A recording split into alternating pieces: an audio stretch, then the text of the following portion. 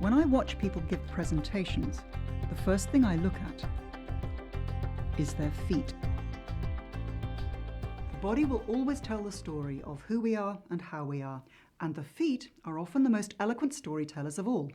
There are more neural connections from your brain to your hands and upper body than there are to your feet.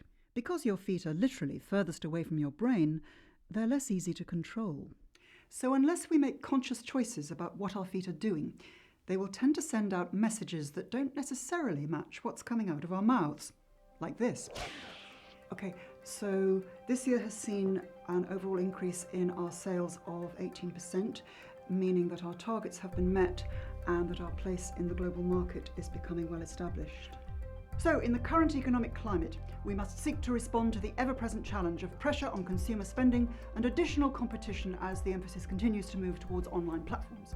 According to our most recent surveys, customer expectation has been met or exceeded by over 78% of our operations, but this will remain a challenge in the coming year as our prime mover advantages are eroded by our many imitators.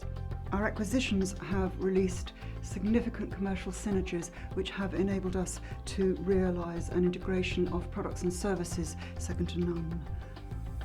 Okay, so this has led to an increase in profits of 12%, and going forward we can confidently predict similar results in the next quarter and beyond. Any questions? What do you mean, yes?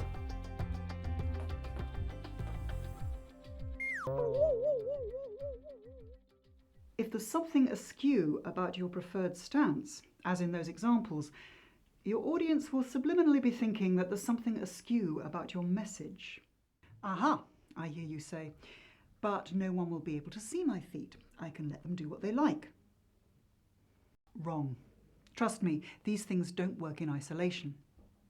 If you want to seem well balanced, be balanced.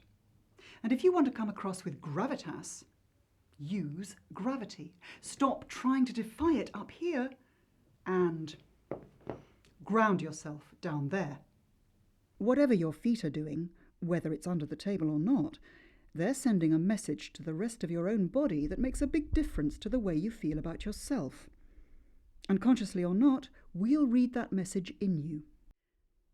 The same thing goes even when you're sitting down.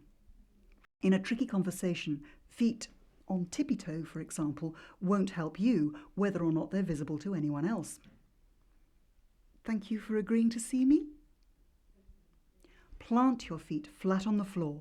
Let that travel up the body so you're sitting like the Queen of Sheba, and it'll make a whole lot of difference. Thank you for agreeing to see me. Try it out and you'll see what I mean. Remember, be conscious of what your feet are doing. Match their story to the words coming out of your mouth. And even if no one else can see them, plant your feet in a challenging situation to give you confidence. There's lots more advice about presentations and generally how to come across at your best on the Play for Real website. So please post your comments and questions.